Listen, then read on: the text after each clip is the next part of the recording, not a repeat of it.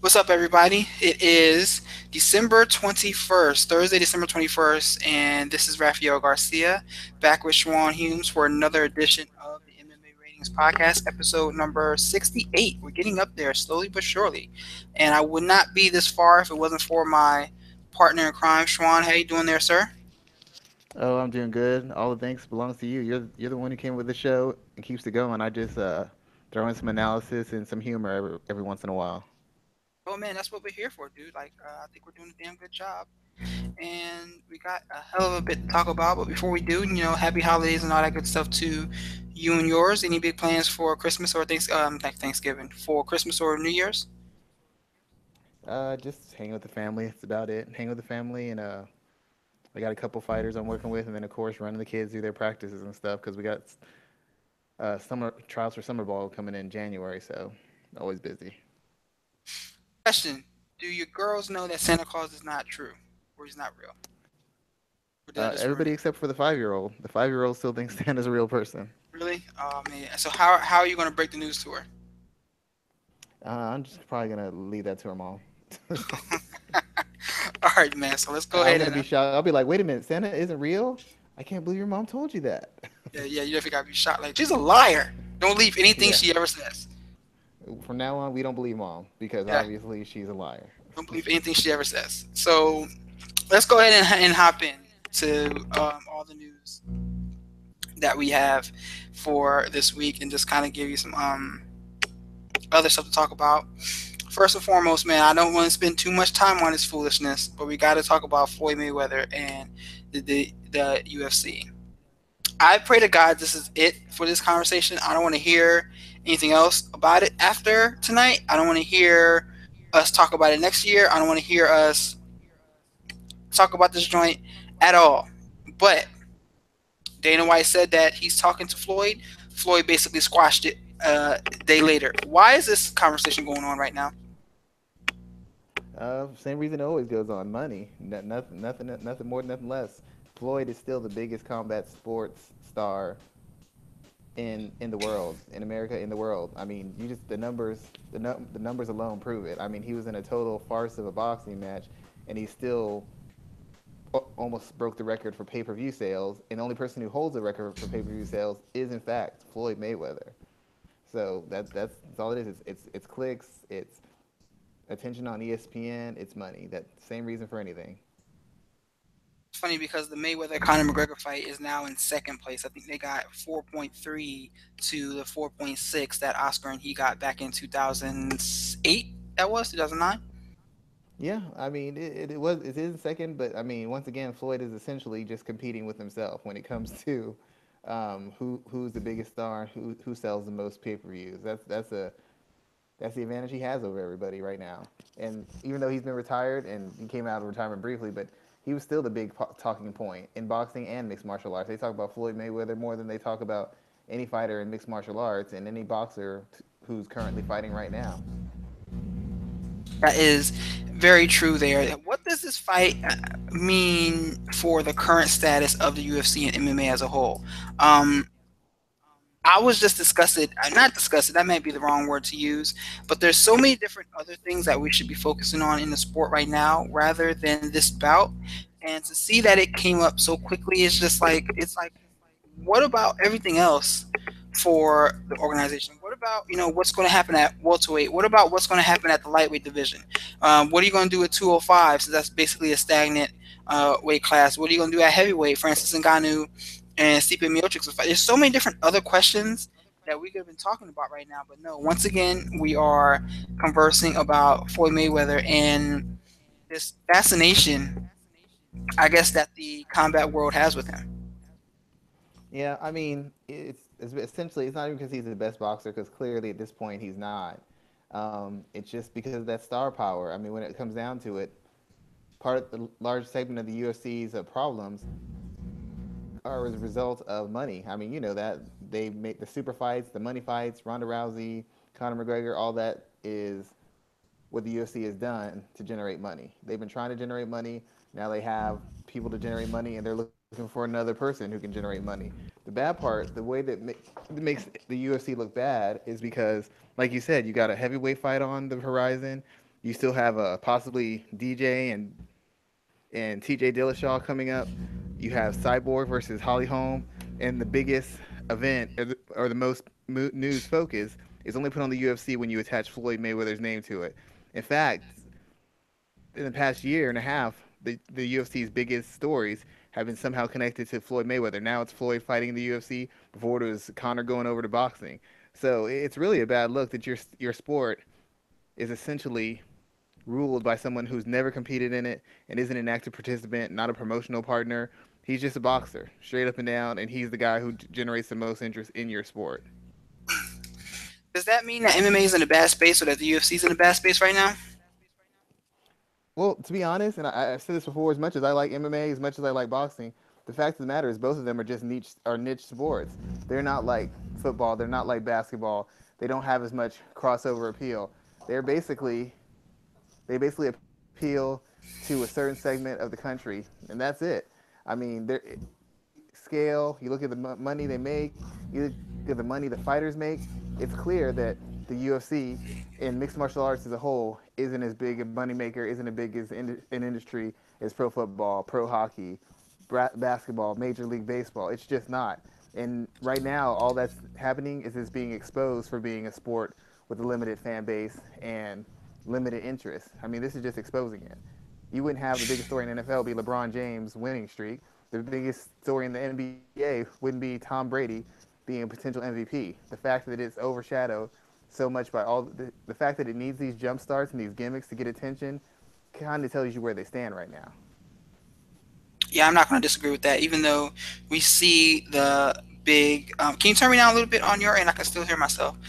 But even though we see the big stories that come through MMA every now and then, and the big events and like the high revenue grossing events, it as a whole, I can agree with you there that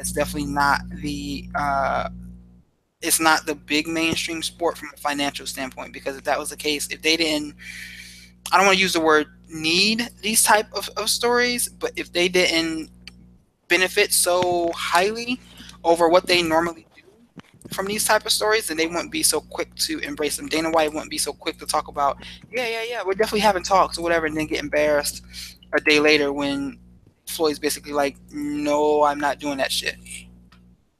Yeah. Oh, I mean, like, why would you even bring it up? I mean, but it like we discussed before, it's all the attention, it's all the money that's generated by this guy and by his presence, and because of the impact he's had on the culture and the culture of sports, he's made such an impression that everything he does is a big event.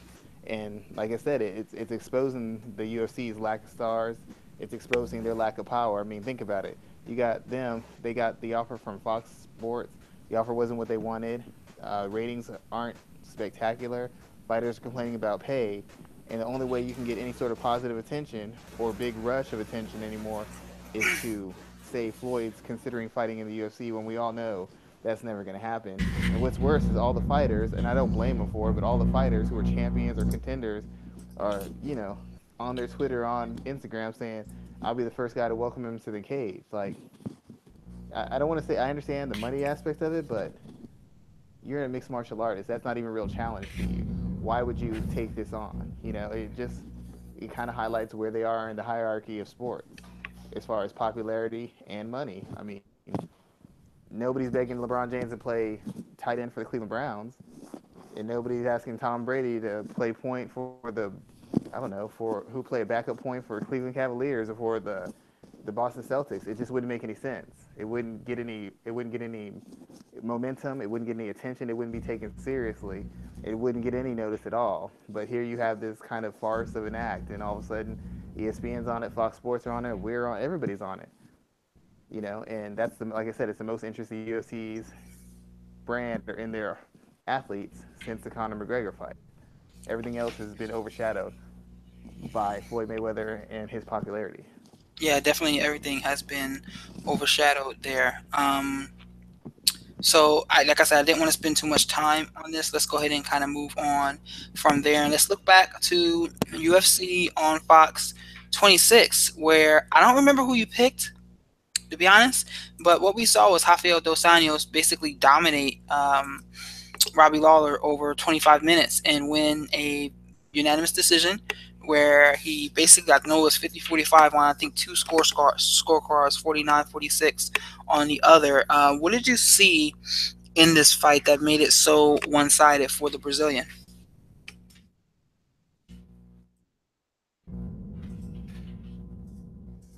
Juan? Okay, he must be on mute or something like that. So yeah, anyway, I'll answer the question for him then until he comes back. But it was very interesting. I think some of the bigger things that I saw was that first and foremost that uh, Dos Anjos stayed very active in this fight. He stayed very active from the start to the finish, and I was pretty surprised even when Lawler was giving him pressure back and landing a lot of combinations. Then he landed his jab throughout this fight at a very high clip, and Dos Anjos didn't wait, he didn't wilt at all. He wasn't getting pushed back at all. He kept the pressure on Lawler in a way that just made him almost seem out of sorts. It made him seem out of sorts in a way that I don't think we've seen Lawler since he's come back to Yeah, the yeah. UFC. Even Robbie or even Rory Sorry, you broke McDonald up didn't again. look You got like me? that. Yeah, I got you now. All right, go ahead. So let's go. Let's talk to me about Dos Anjos versus Lawler. What did you see there? Well, as I mentioned a couple weeks ago, I did the article. It was a do's and don'ts edition of for Robbie Law or for the fight he had with RDA. And a lot of people were really impressed by RDA. They were saying how he looked amazing. He looked so well rounded. He looked so well conditioned. And honestly, he looked pretty much the same as I've always seen him. There were some improvements. His boxing was a little bit better. He was a little bit more patient in how he applied pressure. He wasn't just all out pressure and volume. But in a lot of ways, the things he did showed a well-rounded skill set. Attacks with his hands, attacks with his legs, attacks in the clinch, work takedowns. When he got his opponent against the cage, he opened up with strikes at in boxing range, at distance, and in the clinch. And he won the decision, essentially outworking his opponent, beating him up, walking him down, and overwhelming him with physicality. Now, I can't say I was really shocked by this because in my article, I gave a list of things Robbie Lawler had to do to win the fight. I gave a list of things that he had to avoid to keep from losing the fight. He didn't follow any one of the things I had listed, and as a result, he was essentially beaten up and outclassed over 5 rounds. And he slipped a lot. He's fallen off. He's not a top guy, and maybe he's not an elite guy anymore. But the fact of the matter is, all the things that Dos Anjos took advantage of, it's stuff that he's historically had flaws in. It's historic, strategic, and technical holes in his game that he's had since UFC 40. This isn't brand new stuff. It might be new that Dos Anjos took advantage of it in such a technical and precise and measured manner. But every single one of the things he took advantage of have been problems for Robbie Lawler throughout his career, for the entirety of his career. So people are like really impressed by someone exploiting a hole that somebody's had for almost 14 years. I'm not impressed by that. I'm impressed by the fact that there's people who don't attack those flaws in his game, even though they've existed for 14 years straight and had never really been addressed. So I want to go down two different paths here. I want to talk about Lawler and what you do next with him, and I definitely want to talk about RDA first. Are you surprised by how good he's been since moving up to 170? He's put together 3 straight wins. I think he should be the top contender for the title next, and he continues to look better every time he steps into the cage. If you're in charge, you're the matchmaker back at Bellator offices, Viacom offices right now. What? Oh, excuse me, not Bellator. The Zuffa offices right now. What do you do with RDA? Do you take him down to Brazil, give him Kobe Covington, and see what happens, or do you put him in a title eliminator against Stephen Thompson, or an interim title fight? Do you find something else for him? Like, what do you do with this guy at this point in time? Um, First of all, I'm not too shocked about what he's done at welterweight. My biggest issue was how he would handle the sides because a lot of his style was based on overwhelming physicality. The first two fights didn't expose anything because Neil Magny's not a really physical and intense and tough and punishing fighter. Neither is Tariq Safadine. They're kind of guys who have some skills, but in Magny's case, he's not a top athlete. He's not a physical fighter. In Safadine's case, he's not an all-round and technically developed fighter enough to really test Raphael in each range. Like Raphael just could outskill him on top of being able to set a pace on him. Um, Lawler is probably one of the better wins you'll have in welterweight, especially after Lawler looked very good against Donald Cerrone. So even though he hasn't really beaten a lot of top welterweights, he has beaten two good welterweights and one guy who's still considered a top five welterweight. So I have to I have to think that he's open for a title shot. I don't think he's going to go for Covington. I don't think he wants to do that. I know Stephen Thompson wants to fight him, but he's in the driver's seat. Stephen Thompson's lost two fights to the champion. He's nowhere near a title fight right now.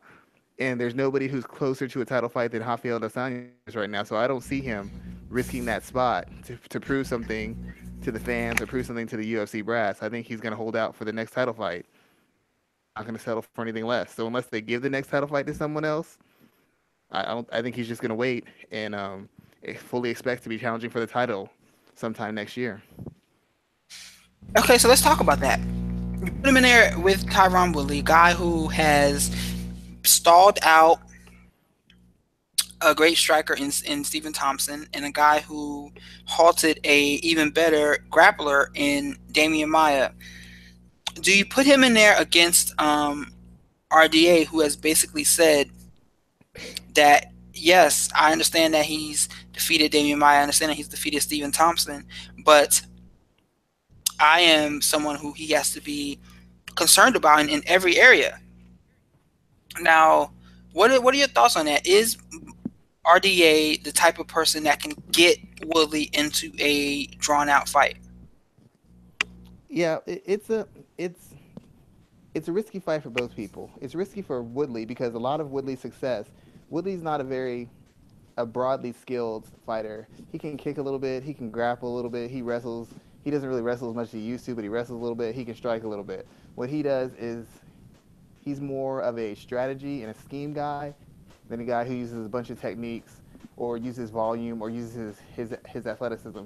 He uses athleticism, but he uses it intelligently. What he does is he figures out what you like to do, and he creates a barrier or a deterrent that keeps you from doing it. When he fought Stephen Thompson, Thompson likes to set a high pace. Thompson likes to control the distance.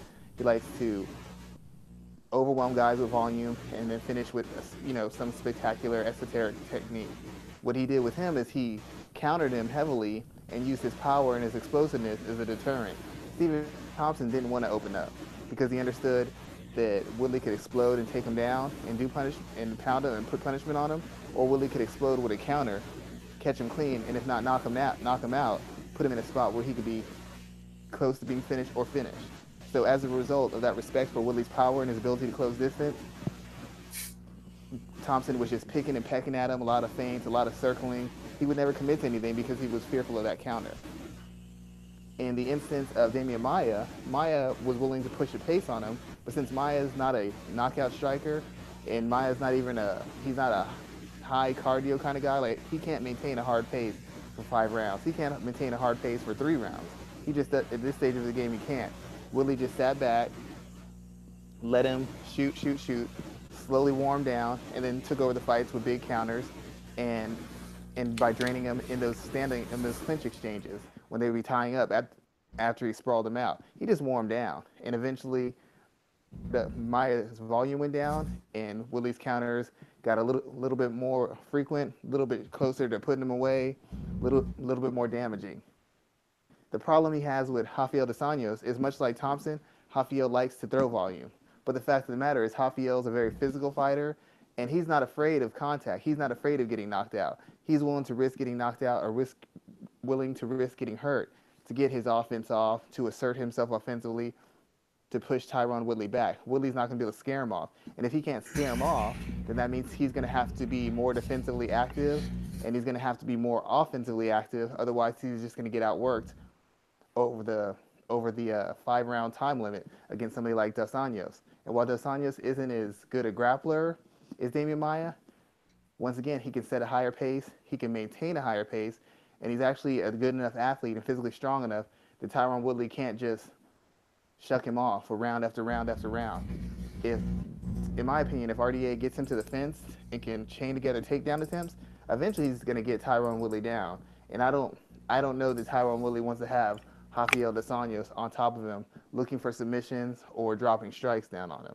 And the biggest difference is the athleticism, the physicality, and the aggression. When you're not going to be deterred, when someone can't back you off of them, they have to work at a pace higher than they're used to working at. Think about what happened to Jose Aldo. He couldn't scare Max Holloway off. What happened? He looked good for 2 rounds, completely fell apart, and Holloway just exploded and put him away. 2 fights in a row. Woodley's able to space out his energy and pick his spots because guys are so fearful of his explosiveness, so fearful of that power. So he can pick and choose what he wants to do. He can be defensive and sit back, let you wear yourself out, then start countering aggressively. He can come out, use some fakes and feints, explode with big shots and put you out like he did to Robbie Lawler, or he can sit back instead of being pushed back to the cage, bait guys by backing up to the cage, and when they come straight in on him, land huge counters, get huge takedowns, score points, do damage. Against Rafael dos Anjos, that's going to be very hard because he will not be able to scare him off. He might be able to knock him out, but he will not be able to scare him off. And even if he's strong enough to take him down or push him up against the fence, Rafael dos Anjos is going to keep on working the attacks, working the counters, trying to improve position. There won't be a clear area where Tyron Woodley can rest.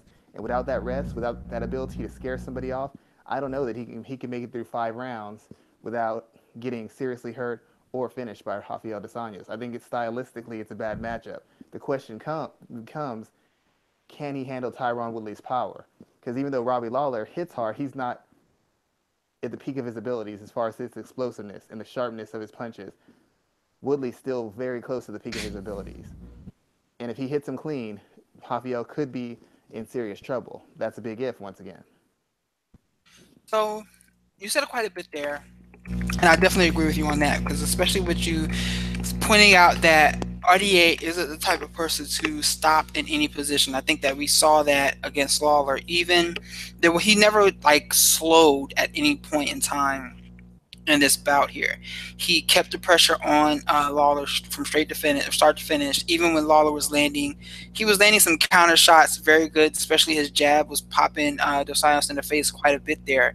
But RDA never stopped, and I think that that type of pressure really hinders Woodley, because like we look at how Rory McDonald fought him and Jake Shields. They stayed in his face through and through from start to finish, and they didn't allow him to pick his shots and pick his moments. I think that's really a good point there, because I feel like RDA would fight him in the same style. Yes, he does lend a threat to the big punch, and we've seen RDA go down to those before, but I don't think that I feel like he would be able to move just enough, and his boxing's improved enough that he would be able to keep that off of him for enough time before, so he can kind of rack up points against Woodley to get the decision victory. There's just one more thing, because Woodley likes to conserve energy. For some reason, he doesn't ever fight at a real high pace, as you notice in the last 3 or 4 fights. He fights to neutralize you. And that's one of the mistakes that Robbie Lawler had. In my article, I said Robbie Lawler needs to, A, counter aggressively. Another thing I said is for him not to start slow. Because when you have a guy like RDA, I mean, punching power is punching power. But as you know, and fighters you've worked with, when you start getting momentum, when you start feeling really confident, and you get your feet underneath you, you start feeling that confidence, like I can handle this. Hitter, you take the power better because mentally you feel like you're unstoppable. So Lawler let RDA get going. He let him get started. He let him start with his volume, with his kicks. He let him put pressure on him immediately. He didn't come out. Robbie didn't come out fast like he did against Donald Cerrone. Robbie didn't counter him aggressively. The minute RDA threw out a jab, a kick, he should have been countering and countering heavily. This relates to Tyron Woodley because Tyron Woodley does not like to fight at a pace. He likes to explode in spots. So it's like you said, if this guy's applying steady pressure and Tyron Woodley's waiting for big moments to explode, he might find those big moments, but now that RDA's defense is a little bit better, and now that his hands are a little bit cleaner, the question is, can Tyron Woodley up that work rate? Can he fight a hard 5 rounds? Because if he can't, and he starts out slow, or he's trying to conserve his energy, or he's trying to pick his spots, he's going to let that momentum build. He's going to be taking damage, And then by the time he's landing those shots, those big shots, or he's getting them up against cage, or God forbid he takes him down, he's not going to be able to hold him. It's going to be too much damage. He's going to be already working at a pace that he's unfamiliar with, and he's going to already have given away rounds and have RDA fully confident, fully sure that he's going to win this fight, and essentially imposing his will on them. You can't let a guy like that get going. You can't even let him get started. And Woodley's just not the type of guy to come right out and get into a heavy exchange or do something explosive right away, because for some reason he seems fearful that he's going to tire or slow. So he fights in a manner that reflects that. It's very careful, it's very measured, it's very patient, it's very built on taking away what you want to do instead of imposing what he wants to do on you. Yeah, I'm definitely going to agree with you on that for sure. So let's talk about Lawler then. What do you do with him next? Where do you see him going in the division? And is he really as done as far ready to say? It's hard. I mean, he's still top in the division. He only lost to the guy who was at the time Rafael was still top 10, so he lost to a top 10 guy. It's not like he lost to somebody who's a scrub. He's still a name. I think after this loss, he'd have to win some very, very tough fights to be put in the as a legitimate contender. And a lot of the guys who are on their way up, the younger guys might be willing to fight him, but the established guys like a Stephen Thompson, he's not going to want to do it. He can't fight RDA. He just lost him. He's not going to get a shot at Woodley. So he's going to be a name, and he's going to have to beat somebody like Darren Till, Usman, somebody of that nature to put himself back in into top contendership. I think he's still got the skills. He's still got the veteran savvy. If he didn't, he wouldn't have made it 5 rounds. You saw he had the defense. He was rolling, picking off shots. He was doing some of the right things. He established his jab to back RDA off and take away some of those kicks. He started countering heavily so that RDA would be on the back foot and able to really put power into those kicks. He started checking them in the second round. He was doing some really clever things. He was doing some very veteran, well rehearsed things that he had set up. The problem was he couldn't pull the trigger.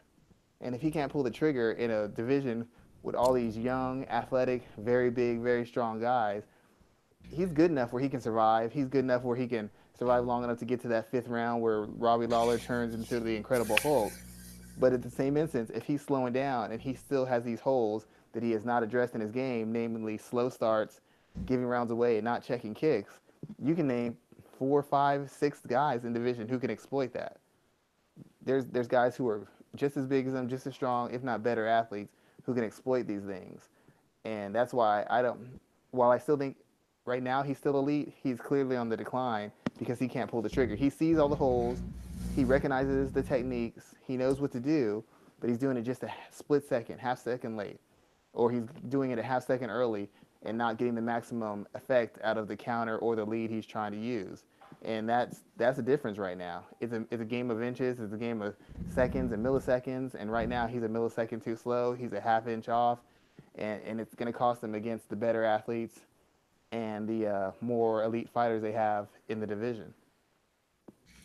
So who do you pit him up against next? Do you make him fight somebody like a Darren Till? Do you make him fight a Santiago Ponzinibbio?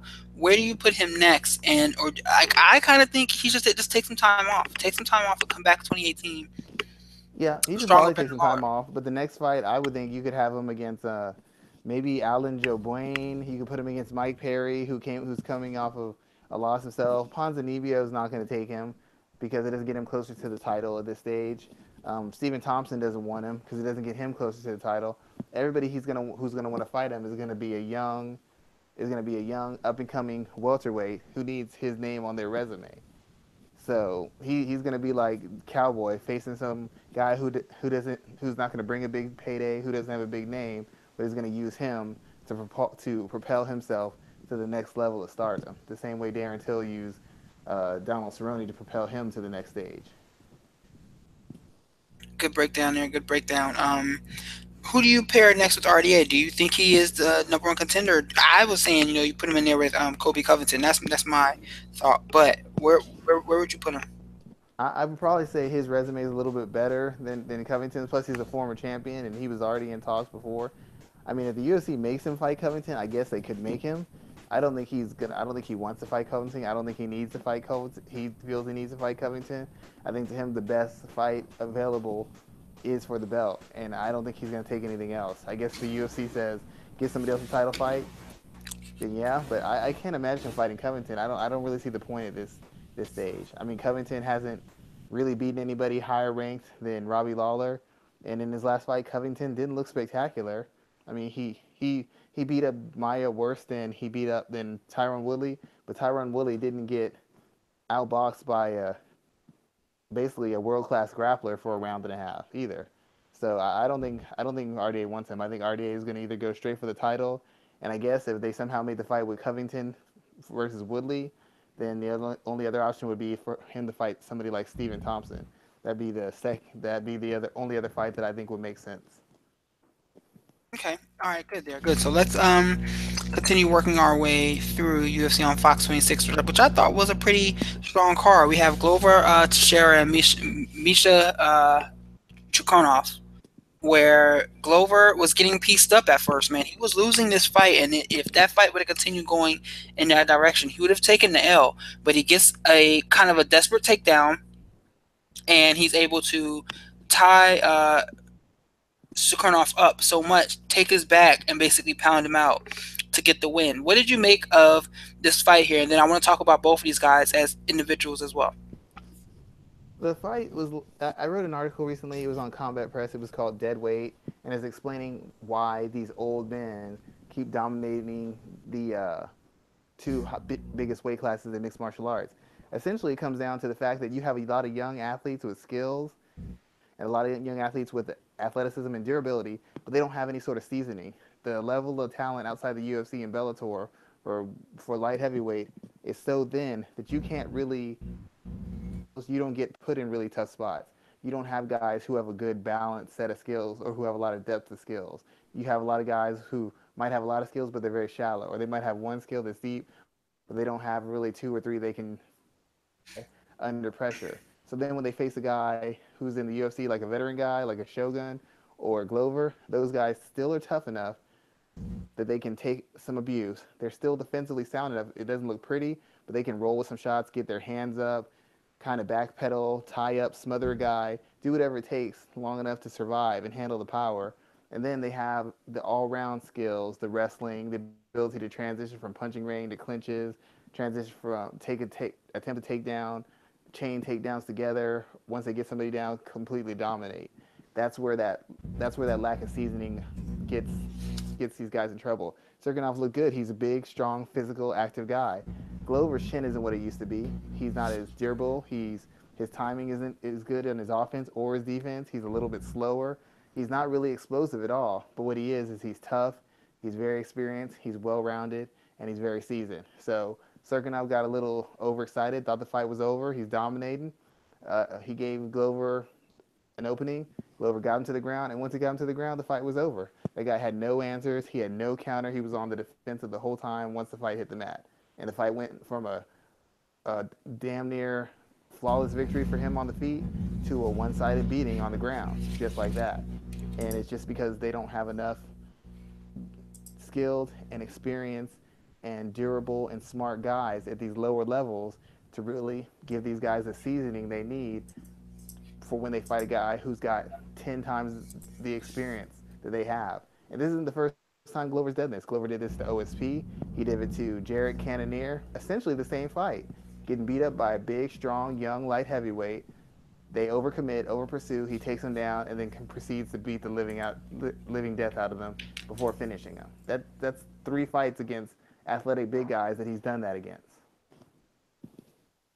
So, do you think that Glover can go on a run? Like, can he? Because he said some words to light heavyweight champion Daniel Cormier over in the corner. Do we think that Glover can find his way back into the title picture? Right now, the only person who would be ahead of him would be Volkanov, who's going to fight for the title, and Gustafsson, because Gustafsson stopped Glover. He knocked him out. Outside of that, who else would there be? He's already beaten OSP. Him and Shogun won't fight each other. He's already beat Jared Cannonier. He beat Jared Cannonier OSP. I mean, Rashad Evans has come back. He's already beat him. I mean, there's not a lot of guys in the division who have put together enough wins or whose names have any sort of cachet where they could jump over him. I mean, another fight or two, and he could find himself squarely in the title. He's already in the title mix. He could find himself in a title shot. In another fight, or two, he might not even have to take another fight, and he might find himself challenging for the next title. The division is So just so thin, and it's all so the young thin. guys coming up, they haven't done anything. Cannonier hasn't done anything. Serkinov was on a win streak. He just got beat up and finished by Glover. So the Yep. only guys who were above him are once again other veterans. And So Cannonier it's very lost as likely. well this weekend too, didn't he? Huh? Say it again. Yeah, And Jared he did. Cannonier lost as well. Yep. So I mean, who else? The only person ahead of him will be Gustafsson, maybe Shogun, but him and Shogun won't fight. So the only guy who is clearly ahead of him would be Alexander Gustafsson. So if he just puts himself on the sidelines, he in a year and a half, maybe he wins one more fight, he could find himself challenging for the belt. And since Gustafsson and Cormier already fought, the UFC might say we've already seen that. Let's keep that in our back pocket. Glover, you take the next step up. Yeah. How do you think he would do against Daniel Cormier? Against a guy he can't take down, I don't really know. I can't imagine him beating him because Cormier is still faster. Cormier is much faster, much more explosive. Cormier's chin, from what I know right now, is still there, and he can't grapple him. He can't take him down. I don't believe he can take him down, or I don't believe he can hold him down. I believe Cormier can take him down whenever he wants, and I believe on the feet that even though Glover is considered one of the better strikers in mixed martial art, the fact of the matter, he's really not that good. He's developed his skills. He's kind of rounded them out a little bit, but he's still essentially a one-handed fighter. He's not really good with kicks. He's not consistently busy with them, and even with his boxing, it's decent, but it's not great. His real strength, his real dominance, is his ability to wrestle and his ability to grapple. His top control, his transitions, his stand-up really isn't really great. I mean, when he fought Rampage years ago, he was taking Rampage down. I mean, he's stand up. He's defensively, he's not very sound. He can he's good on offense. He's okay with counters, but he's fairly limited. Really, his ground game and his wrestling is what he's won his biggest fights with, and he can't depend on either one of those things against Daniel Cormier. Yeah. I mean, I'm just not. I'm not the biggest fan of that division across the board, and I think that this situation kind of really plays into that. So with that in mind, I mean, let's go ahead and keep it moving because we got a couple other things to talk about from this night of fights. Mike Perry and Santiago Ponzinibbio. Man, those two guys went at it. That was a hell of a fight. I enjoyed it from start to finish. It was funny because me and my team, as we were kind of working on it, we were like, how the hell do you tell these two guys apart? They look exactly the fuck alike. But it was a great fight. I really enjoyed what I saw. I'm not surprised that Ponzinibbio got the win there. It was close. I expected it to be very close too as well. So let's break down this fight here and let's talk about what we would do next with both of these guys. Well, Perry, I really think Perry should take a step back. All the fights he's been in, win or lose, have been really high contact, really physical fights where he's had to take as much as he's had to give, and he hasn't had an easy fight, a really easy fight, since he's been in the UFC. It's all been guys who are dangerous, guys who are athletic, guys who've had some kind of ranking and had some kind of level of skill, and he's just taken a lot of abuse recently.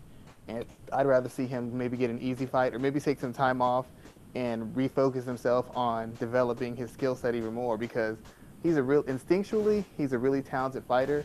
Like he's a guy who's kind of succeeding regardless of the training he has because he's not in a really good camp. He's not getting the greatest sparring in the world, but he has natural fighting instincts. Like they say, some people are born to play basketball, they never play, and they just instinctively understand it.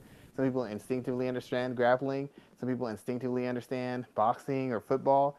He's a guy who has an instinctual understanding of fighting as far as the timing, the distance, the ebb and the flow of a fight. He just he just takes to it very well.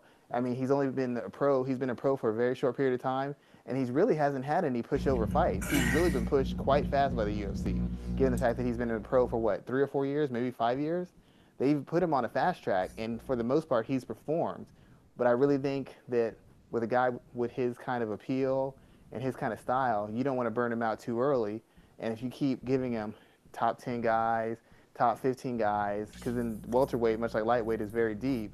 You risk burning him out or risk him getting knocked off and becoming damaged goods before he can really make all the technical improvements or the strategic improvements that he's been making. He's been making them at a fast rate, but they've been moving him up at an even faster rate. So you might want to look after your investment, maybe match him with a guy who's legitimately tough, but a guy who won't distribute a lot of punishment. They could take away some of that athleticism or do irreparable damage to him. You want a guy who's got that kind of charisma, that kind of style, and it looked at his stats, real life fighter. You want that guy to be around year 2, year 3, because I think in year 2, year 3, he's going to be 10 times the fighter he is right now. But if you keep throwing him these fastballs, sooner or later something's going to happen and it's going to take off the potential he had moving forward.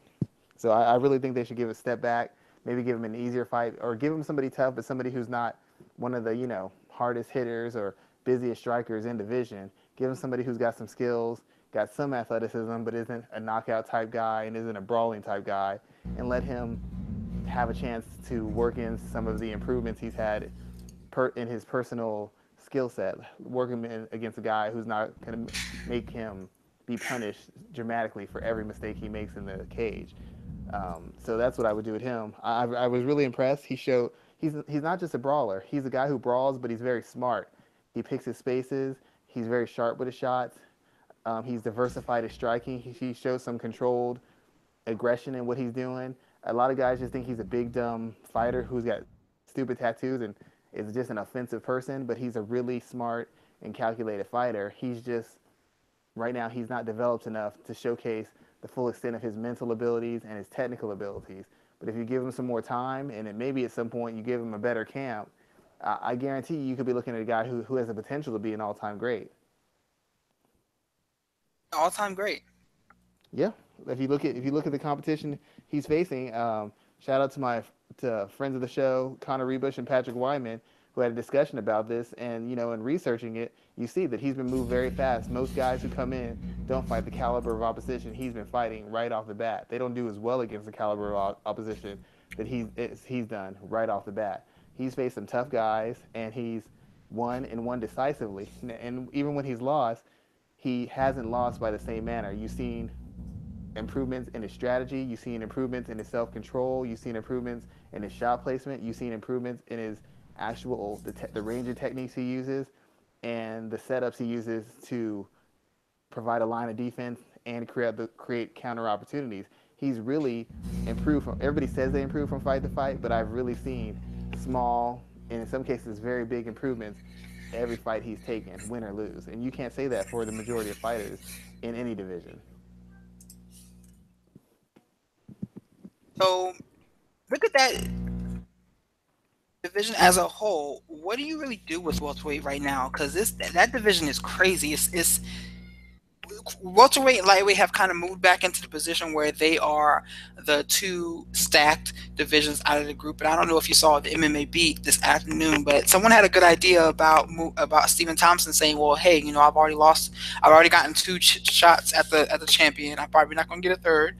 What if what if Thompson moved up to 185 and challenged Robert Whitaker? He already has a dominant win over the middleweight champion. Do you think that that's something that he could talk the UFC into doing? And what do you really do with the rest of that weight class? Well, I mean, you got a lot of good fights you can make. I mean, Darren Till's still out there. Ponzinibbio's on a win streak. I mean, you could have Ponzinibbio fight Stephen Thompson. You could have him fight Darren Till. The problem is once these guys get big wins, all they want big names because the big name will either get you to a title fight or if you lose to a guy who's a big name, it won't knock you down all the way down the rankings. And I'm not trying to sidetrack the conversation, but you saw the Josh Emmett fight against Ricardo Lamas. Losing to a guy like Josh Emmett is going to kick Lamas way down the rankings because that guy wasn't considered elite. That guy didn't have any big names on his resume. So loss to that guy hurts tremendously. You lose to a guy like Robbie Lawler, that's not too bad. Mike Perry loses to Ponzinibbio, that's not really bad. Um, Cerrone losing to Darren Till, even though a lot of people picked Till, Till hadn't faced any big names. He hadn't faced any elite talent. That was his first step up. So a loss to Till kind of puts somebody like Cerrone way to the back of the line. Now Cerrone's a big enough star where he's going to get multiple opportunities because he has a fan base, he has the UFC behind him, he's got a reputation as being, the real fighter who draws in the fans and draws in the ratings. So he'll get multiple opportunities. But on average, a fighter who's just a good fighter, who's highly ranked, they lose to a guy who's a lesser ranked, and all it does is put you in the back of the line. So all these guys, Thompson, Ponzinibbio, Till, they all want names. They all want to fight the top guys. They all want to stay as close as they can. They want to stay within striking range of the belt. So now it's going to get jammed up because nobody's going to want to fight each other. Stephen Thompson's already said I don't. He's already said Till needs to earn the right to fight me, and he's nowhere near a title shot. Now Rafael dos Anjos says he only wants a title shot. Colby Covington only wants Rafael dos Anjos. So the cycle is going to continue, and you're going to have guys jostling for position and refusing to fight the younger guys because they feel like they're a fight or two away from a title fight. Um, and and like I said, Ponzinibbio has a good argument as well because he beat Gunnar Nelson in his last fight. Now he beat Mike Perry, so he's got a fairly strong argument that he should be in the next title fight because he's actually beaten a better class of welterweight than Covington and Rafael dos Anjos overall. In my opinion, he's beat the better competition. I mean, each guy has a name that's better on their resume right now, but as far as like multiple guys who are ranked and were quality fighters, I don't think you can compare what they've done to what Ponzinibbio's done in his last two fights. As far as Thompson moving up, I can't see him doing that. I think it takes time to move up in class because even though he's got the skills and the speed, I don't know if his power translates, and I don't know how he does facing those really big, really physical guys. And the last possible thing is his brother-in-law fights at that weight, so he's not going to want to be in any position where he could keep him from moving up in the rankings or possibly have to fight him to get a title shot. And he wouldn't get one immediately anyways. He's not a big enough of a draw, and he hasn't done enough at welterweight to catapult him into a title fight or into a fight with a top five middleweight right now. He'd have to work his way up, and I don't. I think he feels he's closer to a title welterweight. Okay, okay. So let's keep moving. Let's talk about a couple other things. Did anything else from UFC on Fox 26 stand out to you? There were I two. love the fact that the card was over before fucking midnight, and I was able to go out afterwards. But hey, whatever. Yeah, well, that was a nice change of pace. I think sometimes people who don't, who like people who only cover mixed martial arts, they don't understand the commitment that watching a mixed martial arts event takes. I mean, there's no 6 hour NBA game. There's no 6 hour Super Bowl or NFL or any kind of game. Maybe baseball, and that's not a common occurrence. It takes a certain kind of dedication to watch a mixed martial arts events from beginning to end, and a lot of people aren't into it like that unless it's a big superstar money type fight, and cards like this don't have that kind of thing. So being able to get the fights in and out and keep a good pacing actually would help the ratings. It would actually help the product, but for some reason the UFC has not got that memo, and they are insistent on marathon these marathon events, and it's just ridiculous to be honest. It actually hurts their earning potential in my opinion. But Yeah, I can definitely agree with you the there. biggest things I noticed, it actually they're two connected. You had Tim Elliott who refused to take his fight, take weight, and a lot of people gave him a lot of flack. You say you need the money, you should take the fight. You're supposed to be a warrior, and I've said it multiple times. These guys aren't warriors, and they shouldn't act like it. They're professional sport. They're professional athletes. It's a business, and you need to treat it like such. And I'm glad for once someone's management and someone's team didn't say, "Well, just take this guy because you're going to get 20% of his pay."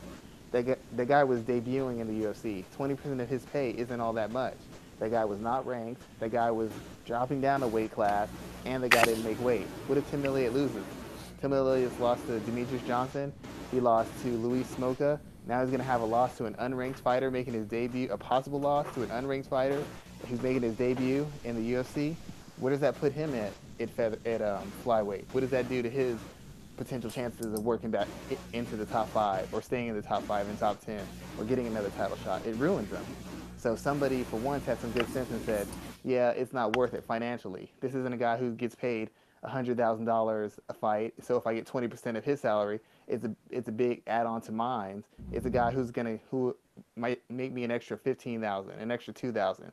That's not worth me possibly being on a two-fight losing streak or me possibly losing to an unranked guy. And even if I win and finish this guy, what does that do for me? He's not a top-ranked guy. So I'm expected to beat him, and I'm expected to do so in devastating fashion. If I struggle with him, it's a bad look for me. If I dominate him, it's not that big a deal. And if I lose to him, it's catastrophic for my career. And too many guys look at the short money, the short range issues, and try to move forward. Will Brooks did it. It cost him against Cowboy Oliveira, and as we mentioned before, Ricardo Lamas did it against Josh Emmett. And look what it did to him. He's all the way down the rankings, and he's a guy who doesn't have any cachet. He's a guy who doesn't have a big fan base. All he has is the fact that he's an elite fighter who gave Jose Aldo a tough fight and seems to beat everybody except the very best in the division. But now he's the guy who lost to a person who wasn't even ranked in the top 15 in the division. It's very, and he had a massive knockout, so he can't take another fight for what, 90 days. So not only did he lose his ranking, he got knocked out, and he can't take another fight for at least 90 days, if not longer. So those two things really interested me because you saw both extremes. You saw a guy who did it, played it safe, made the smart business move, a guy who, and a guy who gave the fans what they wanted, and ended up kind of being pushed back a couple of steps as a result. And I just think it's a reminder that people need to keep thinking this is not a sport. This is not some sport or some war. This is a business, and I need to treat it like a business because the UFC isn't doing you any favors. They're going to say, "Hey, we did you a favor by giving you 20% of his paycheck and letting you fight." But that doesn't fix your ranking. That doesn't fix the damage the knockout did. That doesn't fix the time you're going to be out where you can't even fight and make any money, all because you decided you do the UFC a favor or you'd appease the fans by taking the fight. You didn't want to let them down. I mean, it's a noble thought, but when you're dealing with your family's lifestyle, your income, and your well-being, you can't afford to make those decisions carelessly. And I think Ricardo Lamas did. I think Tim Elliott didn't. And I think you're going to start seeing a lot more people follow the Tim Elliott model. Well, yeah, I mean, I don't disagree with him at all. I'm not a fan of short notice fights either, and I think that athletes need to get to a position where they are more willing to stand up for themselves and say, you know what, no, enough is enough. I'm not taking this fight on short notice. So, Short notice and didn't make weight. and it make weight, of course. Like, I mean, Ricardo Lamas may not recover from his decision to fight Emmett last minute like that. He may not recover at all from a pay standpoint and a performance standpoint. We may not see what will happen to him. I mean, he's probably not ever going to get a title shot again. What if in his next couple of fights we just see him getting knocked out? He gets knocked out by shots by guys who aren't big punchers and shots that don't look really damaging. What does that I mean, mean? Did, we're going to did he have just something to get point old, back to. or did Emmett push him over the edge? Was he a guy who had another 4 or 5 good fights in him, and now he's essentially finished, all because he took a fight with a guy who was a better athlete, already bigger and stronger, and who didn't make weight, so he could appease fans or appease the company? Because if you go on a losing streak or you stop performing, they don't keep you around. They don't remember the favors. That's Frankie Edgar. They don't remember none of the favors he did for them. Yeah, and now they talk bad about it. So let's talk about before we close out today. Let's talk about what's his name? Michael McDonald making his Bellator debut and Valerie Letourneau's fight over there too as well. Let's talk about Michael McDonald first. He suffered yet another hand injury, but he earned a unanimous decision victory. What should be the expectations that fans have for him in the Circle Cage? Because me personally, with the way his UFC run kind of tapered off, I don't have such high expectations for him at this point in his career. But what about you? I don't know. I've heard some of his interviews, and he seems like a very smart guy. He seems like he's figured out that once again this is a business. I fear that maybe he's figured out a little bit too late in the game because you know um, this recurring injury thing is going to be problematic. But I It's still his think he's hands. yeah, and he's a big puncher. That's a lot of his game plan. But once again, he does have good wrestling skills. He does have a well above average grappling skills. When you match him with his athleticism, he's actually probably one of the better grapplers in that division.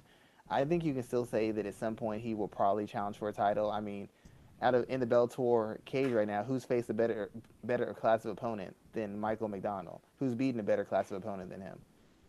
They don't really have anybody. The question is, will his body hold up, and will he be able to put enough wins together in succession in a period of time to vault him into a title fight? I don't think he should go the Benson Henderson route and try to get a title shot right away. I think he should try to work his way into it. and see what happens because, like I said, with the Bellator divisions, they're not particularly deep. So even if you lose to a guy you shouldn't lose to, you win another two fights, and you're right back in title contention. It's not like the UFC where you lose a fight to somebody you shouldn't lose, and now you're 6 or 7 fights away from a title shot. Bellator doesn't have that many stars. They don't have that many legitimately qualified fighters where they can keep throwing 5, 6, 7 guys at you, and you have to keep on winning to get that opportunity. They've got like, maybe 10. You beat 2 or 3, you're right back in that spot. So my hope for him is that he is recognizing that he might be injury prone, and start making adjustments to his style and start making adjustments to his skill set so that he's able to put the wins together and keep himself in contention, because it's like any other sport. If you're not able to compete, you can't really get ahead no matter how talented you are. No matter how big the win you have is, you break your hand, you're out of fighting for how long? So you can't be the next title contender. I mean, he's a big name, but he's not that big a name where they're just going to hold a spot for him for 6 months. He's got to be able to find a way to get to these fights, to win them in effective and hopefully entertaining fashion, in a way that keeps him able to compete 3 months from now, 2 months from now, or however long it is between he needs between camps. So do you think he could beat Darren Caldwell? Uh, I think he's got the physical tools to beat him. I don't know right now because he's been so inactive. He's been so inactive, and I don't know what kind of training he's been getting. I don't know in his grappling chops. I think he has a chance of beating Caldwell. But right now, Caldwell's been fighting so often. Caldwell's making huge leaps and improved technically and strategically in every fight. I'd have to see Mayday. I'd want to see him, you know, win a good 2 or 3 fights in a row and be before I could actually make a honest assessment about his chances. But just based off ability and experience, yeah, he'd have opportunities. There'd be ways he could beat Caldwell. I just don't think he's been active enough to do it right now. I wouldn't take that fight, my next fight or the fight after it. I'll tell you that much. Okay, okay. So what are your thoughts about Valerie Letourneau? She earned a big win as well over in Bellator. So she's another former UFC title challenger making her way to the second biggest promotion in the sport. What did you see from her? Well, it was kind of like I addressed this in an article I wrote. I really think it's kind of a paint by the numbers win. Kate Jackson isn't a spectacular athlete. She's not a spectacularly accomplished fighter, not compared to someone like Letourneau. So Letourneau's work rate, her striking, her length, her physicality is what determined the pace of the fight. Jackson couldn't really counter effectively. She couldn't impose her will offensively, and she's not slick enough defensively to get away from Letourneau and create counter opportunities. And nor was she able to get away and bait her in to get reactive takedowns where she could maybe work some ground and pound, or try to work for submissions. She just didn't have the position. She didn't have the athleticism. She didn't have the physicality necessary to match up with Letourneau. My concerns for Letourneau are similar to the ones at Mayday. Letourneau has repeatedly said that when she's in the UFC trying to make strawweight, she would put herself through some vicious cuts trying to make the weight. And even now that she's in the better weight class, flyweight, have left because as a fighter, if you're cutting weight like that, you're doing severe damage to your body when you're fighting in a weight class you shouldn't be in. So the question is, in between all the wars she was in, because almost all her fights were very high impact, punishing, bruising fights, and you consider the weight cuts and the damage it did to her body short term and long term, has it done any irreparable damage? Is her chin still there? We don't know. Kate Jackson isn't the kind of girl who's going to test your chin. Is her durability and conditioning still there? We don't know. Kate Jackson isn't the kind of person who's going to put you in a bad spot and out hustle you for a round or 2 rounds or 3 rounds. She's just not the type of fighter. She's a good, solid, tough, fairly experienced fighter. She can't test the limits of Letourneau's durability or her physicality or her athleticism. She's just not that type of fighter. This was a big win because Letourneau was a big signing for Bellator, and it's a big win because Letourneau ended like I want to say a 2 or 3 fight losing streak, and she got a win in Bellator. And a lot of Bellator's big signing pieces have not gotten wins in their first fight. In fact, some of them have performed very poorly in their Bellator careers. So that's what makes it a big win. And plus, since she's a name, they can start considering to have her fight McFarlane. Once again, my issue is this: she needs to have time. She's been out for what, close to a year, if not more. She was on a losing streak. She needs to reacclimate to get herself as sharp as she can be to make sure everything's a go. So when she fights McFarlane, she can make the most of her opportunity. I personally do not think if she fights McFarlane anytime soon that she will get multiple shots at the title unless it's a very, very close fight. I don't think she's going to get multiple shots because unlike the other divisions, their flyweight division is actually getting filled up really quick. They have a lot of fighters, a lot of good fighters who are fighting really often. So if she goes in her next fight and fights McFarlane and she loses, she's not getting another fight, another chance with McFarlane. Depending on how that fight goes in itself, she won't get another shot at the belt for 2, 3, maybe 4 fights. So if she goes in, she needs to make sure she's ready to give the best performance she can because she's not a needle mover, she's not a big ticket seller, and they're not just going to give her that opportunity off the strength of her name. She's going to have to put wins together and have to put multiple wins together at that. So I would really like to see her be a little bit more active. I like to see her make sure get her timing down, get her sharpness down, work through some tough spots because McFarlane is a very tough fighter. She has been very active and she's essentially beaten every other top flyweight they have in the division. And her grappling is just so otherworldly. Um, I don't know that right now that Letourneau is prepared for that. I know she's seen a lot. I know she's seen everything. She's done everything. But the fact of the matter is, she's like on a 2 or 3 fight losing streak, and you just don't beat a girl like Jackson and think that you're ready to take that huge step forward. I think she needs to be more active. I think she needs to go through another camp. I think she needs to show that she can maintain her health, and then after another fight, maybe two, then move her way into a title fight with McFarlane. But I don't think she should rush into it. Not at this stage of her career. She's not going to. She doesn't have another 10 years in her career. She doesn't have another 5 or 7 years in her career, in my opinion. So whatever opportunity she gets, she needs to make the most of them, and she needs to make sure she's completely prepared to do everything she can to win them, or put on a good enough performance in a loss to force a rematch. Because I don't believe if she loses, and loses in spectacular fashion, I don't believe she will get another title fight. I'm not going to disagree with you there at all, man. So, I almost realized that we didn't talk about UFC 219, which is a hell of a big card on the 30th, next Saturday, not the Saturday coming, folks. And we have a lot of big fights here, man. I don't want to dive too deep into this right now. We'll probably talk about it in a recap show early next year. But what are some of your early thoughts about this card? We got Christine Justino and Holly Holm in the main event. It's an opportunity for Home to make history, being the first woman to hold 2 titles, being the first woman to be, or excuse me, the second woman to be Christine Justino, stopping her epic run in her career. What are your thoughts about this main event? It probably is going to be the biggest and most important women's fight in the history of mixed martial arts. Because, like you said, Holly will be making her second attempt at the flyweight, was it? No, featherweight title. So she'd be the first to win 2 belts. And for Christina Cyborg, she's actually a 3 organization champion. She's been featherweight champion, Strikeforce, Invicta, and the UFC. And this is the first time she's facing an opponent who people feel like is on her level athletically, who's on her level as far as experience, who's on her level as far as accomplishments in mixed martial arts and outside of mixed martial arts. Home, and it essentially legitimizes her career. Everybody knows her as the Mike Tyson of mixed martial arts, but nobody's ever really seen her tested. Nobody's ever seen her with somebody who's comparable to her, somebody who she can't. So she fights and beats Holly, it establishes her whole career. And Holly's the one to beat Ronda Rousey, so MMA math-wise, that takes her from just a big MMA star and breaks her out into a crossover star. For Holly Holm is the same thing. She was on a losing streak. She beat Beth Kohea, but if she beats Cyborg, that means, and she already beat Ronda, that means she beat the 2 most dominant forces in women's MMA in 2 different divisions.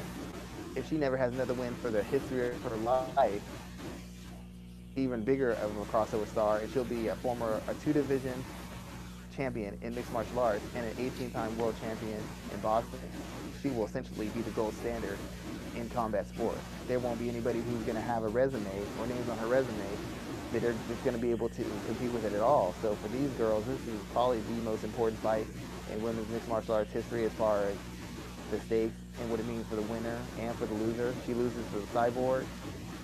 Holly becomes thought of as somewhat of a fluke because the only elite person she's ever beaten is Ronda. All the other girls she faced who are elite, she's lost to. So this would be yet another loss to an elite fighter.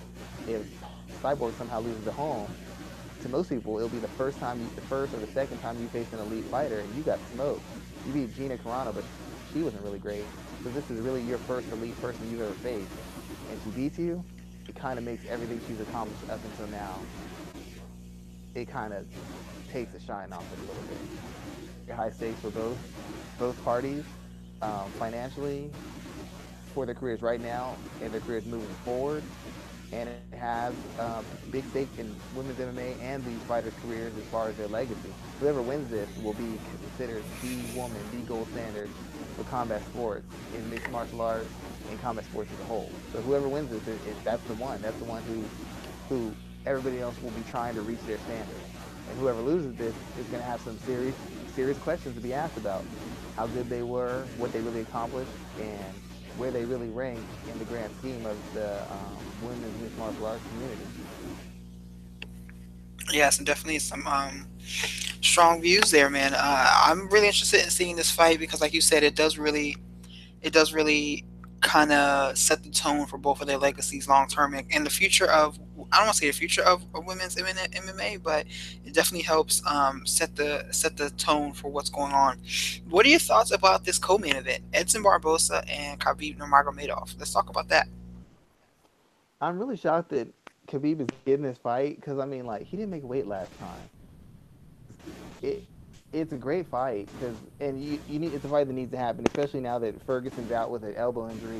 Connor's not there. This fight is basically going to determine the direction of the lightweight division, in my opinion, more so than Gaethje or versus Alvarez because of McGregor and his age. A lot of people, him winning didn't give the division a shot in the arm and open up all these opportunities.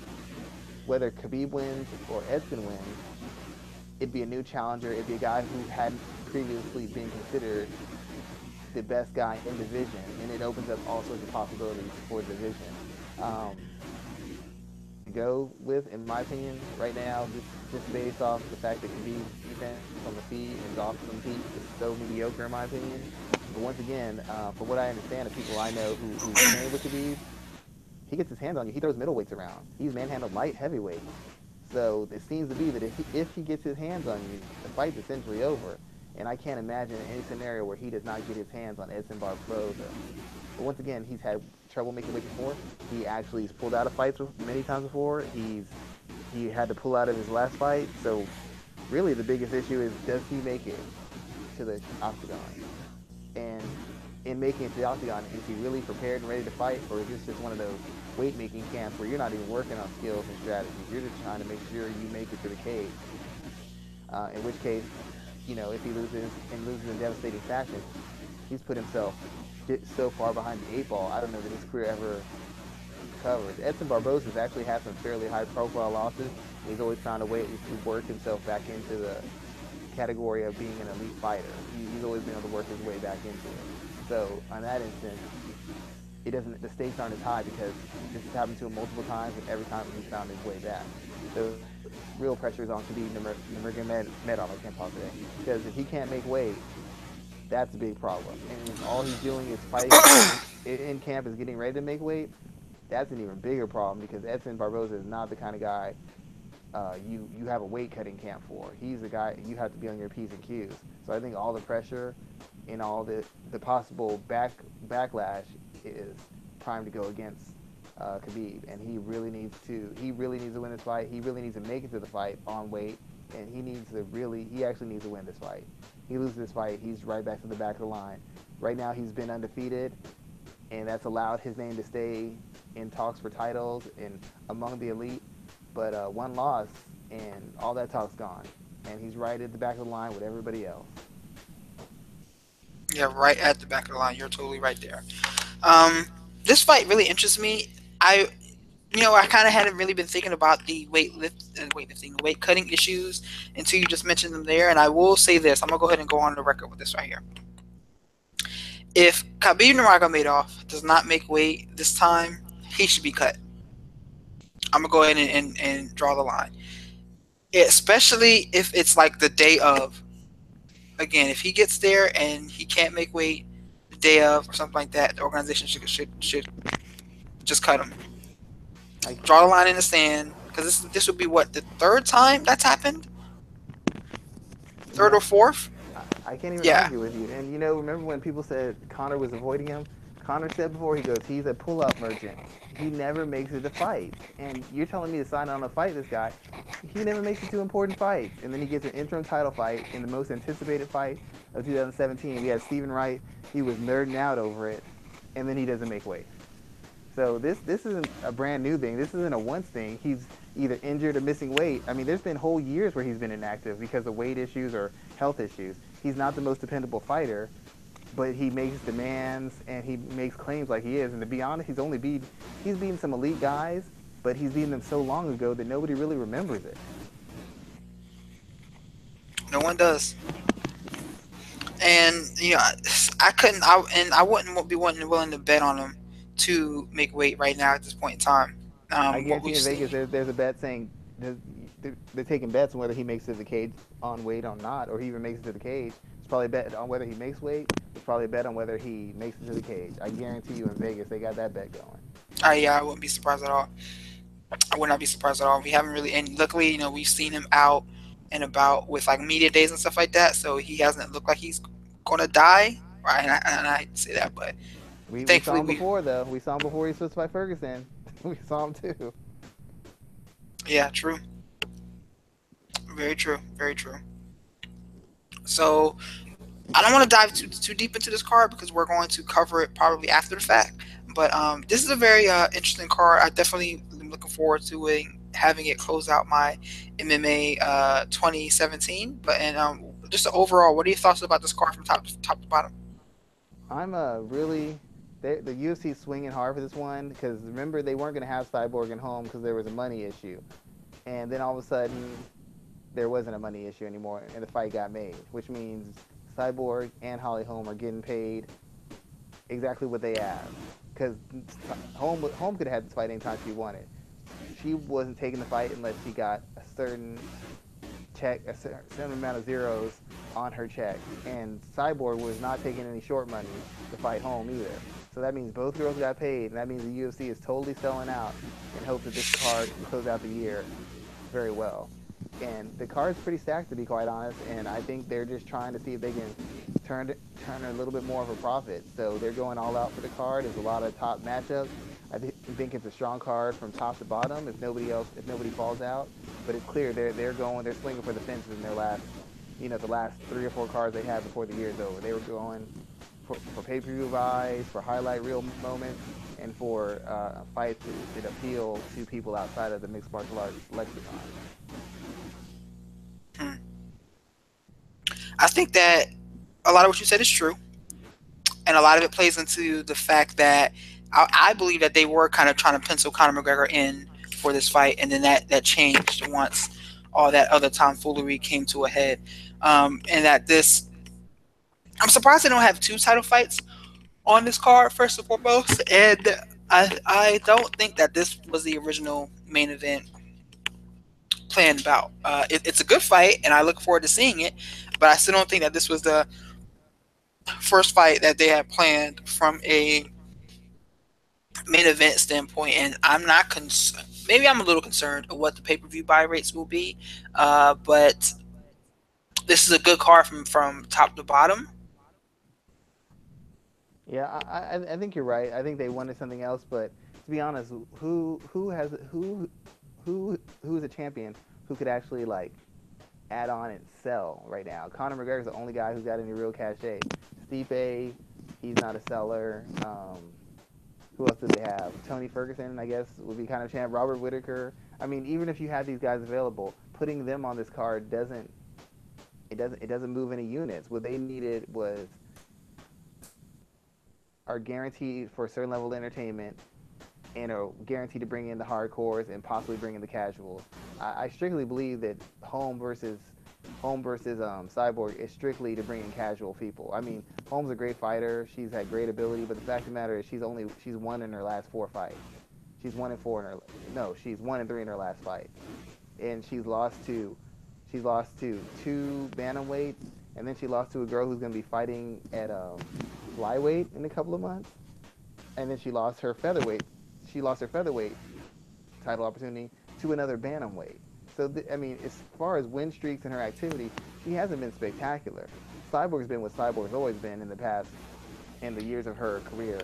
But this fight in and of itself, based on records and current events, isn't appealing. What makes it appealing is all the things that Holly has accomplished in beating Ronda Rousey, in being an 18-time world champion, in at least putting on these exciting fights, and that's what's going to sell this fight, because you've had this woman who's considered the female Mike Tyson, the girl that now they're pushing that Ronda Rousey was ducking, basically the only girl who's ever stopped Ronda Rousey.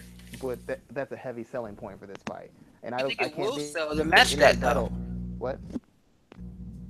It's been what I've heard. That's what when people talk about the fight. That's what I've been hearing. This person stopped Ronda Rousey. Can she do it again? Can she catch lightning in a bottle again and beat Chris Cyborg? I mean that's the only thing that's pushing this card. There's no other champion who has a storyline that helps sell a pay per view. Rose Namajunas, love her. She's not making her breaking a pay per view. T.J. Dillashaw, he's not making her breaking a pay per view. Neither is DJ. Neither is Robert Whitaker. Neither is Tyron Woodley. This is, as far as any fight with any crossover appeal, this is the best fight they could put on there outside of a Conor McGregor fight. And they must believe it because, like I said, Home wanted a certain kind of money to fight Cyborg. She could have the Cyborg fight anytime she wanted. Cyborg's been begging for this fight for years, but she wasn't going to take short money. And all of a sudden, you haven't heard a peep from either one of them about money, about pay-per-view points, or anything. All of a sudden, everybody's real happy. All of a sudden, everybody's really okay. All of a sudden, everybody's signing on the dotted line. This fight literally took years to make. So the only thing that makes people change their mind that quickly is money, which means they both got paid because the UFC figured we need the biggest, most competitive and exciting event and fight we can make. And this is really it, if you think about it. Okay, okay. I'm definitely interested in seeing what the final numbers are when we get into next year. I think that's going to be a very telling point. And so, with that in mind, talking about next year, next week we are coming back for episode 70. Or what are we on? 69? It'll be episode 69, another great number, as we will be back with myself, Schwan. We will have Michael Ford on the show, Adam Martin, and our boy Roy Billington, who will be talking to us from the great country of Ireland. I believe that's where he is. But Wow. we're back for another edition of the show, and our year-end edition. Yes, it'll be an early year-end edition because we will have UFC 219 coming up the same day. But fuck it, we do what we want around here, and we're going to be talking about MMA once again, and talking about how the year closed out, what we saw this year, the good, the bad, the ugly, and just going from there, man. We got quite a bit to talk about because it's going to be a crazy ass. Excuse my language. It's going to be a crazy show, and the one last year was definitely awesome. Yeah, when you have a year when the biggest story about an MMA fighter involves him getting into a boxing ring with a retired boxer, you know there's going to be some good, bad, and ugly in any review for the season, for the year for mixed martial arts. Cool, cool. So But yeah, last year was great. I look forward to it again next week. last year was a great show, and I'm definitely looking forward to this one as well. So with that in mind, man, let everyone know what you're working on for this week. Actually, I did did two articles for Severe MMA. It's going to be over the Cyborg home fight, kind of breaking down the ins and out of that matchup from each perspective. And then for MMA ratings, I'm doing an article for Carla Esparza versus Cynthia Calvillo, where I'm basically going to tell you what the things that I believe that Carla Esparza needs to do and the things she needs to avoid doing to pull the upset and beat the currently undefeated and streaking Cynthia Calvillo. Okay, all right. So I am actually working on some stuff. I haven't written anything for ratings in probably about a week or so, but I will be correcting that probably tomorrow, today and tomorrow. So you'll see some work from me. What am I writing about? Not exactly sure, but we'll see, and I'll get some content up. But as always, man, thank you to everyone who takes some time out to not only listen to our podcast, but also click on the links on our shows and check out our content on the site. So I appreciate everyone who does that and look forward to having you back next week for our year-end show. Schwan, why don't you let everybody know where they can find us? Yes, you can find us on iTunes, on SoundCloud, and YouTube. MMA ratings usually enter in, and if you can't find it yourself, you can always put in MMA ratings, Shawan Humes and Rafael Garcia, and it'll pull up every possible avenue you can have to listen to us because we know that you want to listen. And for the ladies out there, I know you want to listen to us. Definitely, definitely that. So that's it, man, and I will see you next week, man. I appreciate your time. Yeah, thank you very much. Have a good one. All right, bye.